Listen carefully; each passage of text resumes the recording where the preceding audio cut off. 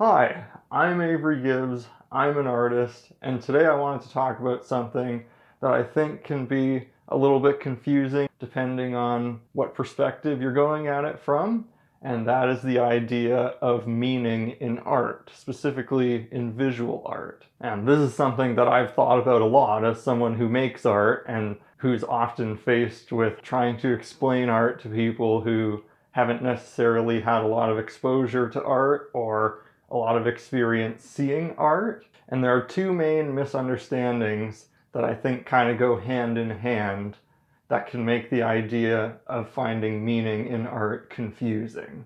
The first one is the idea that there's only one right meaning to a piece of artwork, or only one correct way of understanding it, that's neatly contained inside of a closed box. Sure, the artist probably had a certain intention or a certain thing that they were going for with their work that they were hoping to evoke or make you think of. But thinking of it in terms of there only being one correct way of understanding a piece of art puts you in this mindset of thinking of art as if it's a riddle or as if it's a math problem that you have to solve through strictly practical thinking. Sometimes this might work, but more often than not, if you approach it like this, you're going to be left disappointed because you're not going to find what you're looking for. And that's because the problem with thinking about art this way is that it only considers the literal content of the artwork, and it fails to consider yourself in relation to the artwork. I often like to compare visual art to music because I think that visual art gets overcomplicated by people so much more than music does, even though the way that they're meant to be experienced isn't that different from each other. When you first listen to a song, you're not usually caught up in needing to know what all the lyrics mean or needing to know what the significance of the song is. You're usually just listening, and you're either thinking to yourself, consciously or subconsciously, do I like the way this song sounds? How does this make me feel? Is there something that this makes me think of? Do I connect with some of the lyrics that I'm hearing? Is there something about this song that resonates with me and my experiences? And you'll notice that what all these thoughts have in common is that they aren't just about the song itself, they're about you in relation to the song.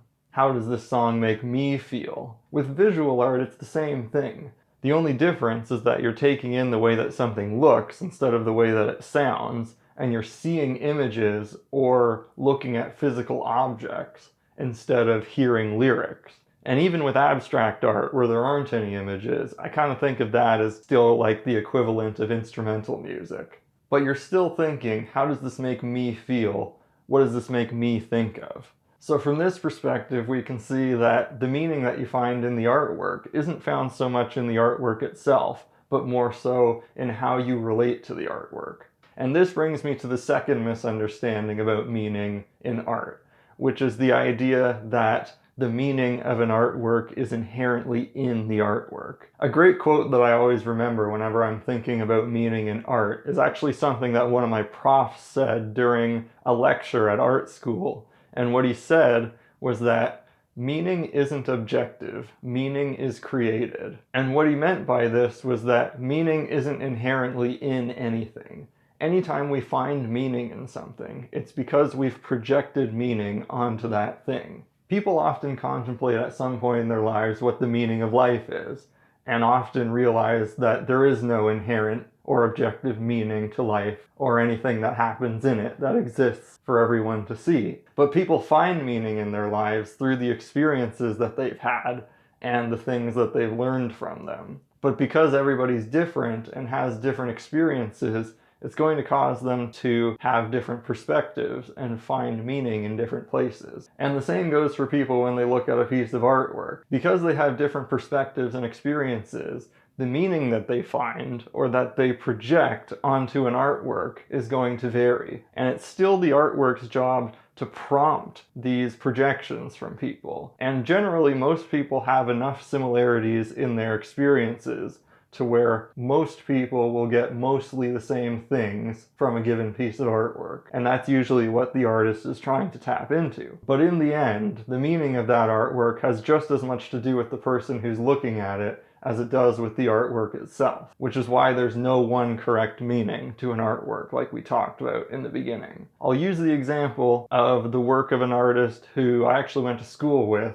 and who's been doing quite well since graduating, and that's the art of Esther Kim. She mainly makes paintings, and her work can be divided into several series or sub-bodies of work, but it all falls under the theme of exploring the idea of happiness, the places that we find happiness, the different ways of understanding happiness, and the different ways of experiencing happiness. Some of the paintings focus on simple moments of happiness, like taking a hot shower or eating ice cream. Some of them focus on happiness from being in nature. Some of them combine elements of both these things and other things. And oftentimes when she combines them, it's in a way that's very whimsical and dreamlike in how they're arranged. And she paints them in a way that's very simple, almost cartoon-like, with bright colors that recall the naivety of childhood and the happiness of that. So from how I've just described her work, you can understand that there's a lot of different ways of perceiving happiness that are at play here. And it's a great example of what I've been talking about, because happiness is something that everybody experiences in some form within their life. And there are generally a lot of similarities in how people understand happiness and where they find happiness. But depending on who you are, where you are in your life, what your life experiences are, happiness and what you associate with happiness is bound to differ a little bit from someone else. So depending on who you are, you may pick up on a certain element of Esther's work that most fits your perception of happiness, but someone else might pick up on something different that they feel most exemplifies their idea of happiness.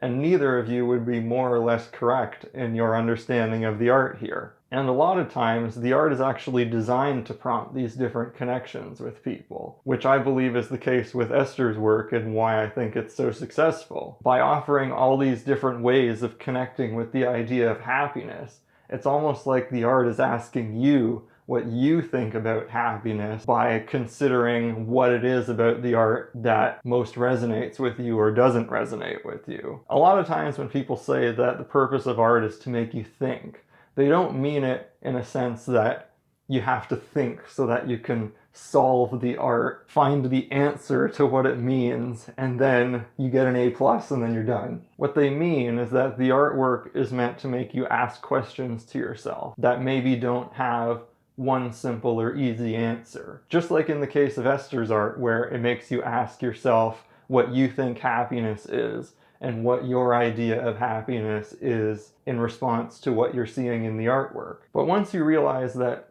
finding meaning in art has just as much to do with you as it does with the art itself, it becomes a lot easier to find meaning, because you're no longer worried about what you're supposed to think, and you just focus on what you yourself are getting from it. And maybe in a particular instance you come across some art and you don't get anything from it. And that's okay. Not every artwork that you see is going to resonate with you. That's why people have different tastes in art. As long as people have different experiences of life, then the art that resonates with them is going to be different as well. Anyway, if you're someone who's ever had a hard time understanding art or finding meaning in what you're looking at, I hope this helps a little bit. Let me know what you think down in the comments. As always, I hope you enjoyed listening. Have a great rest of your day, and I'll see you in the next video.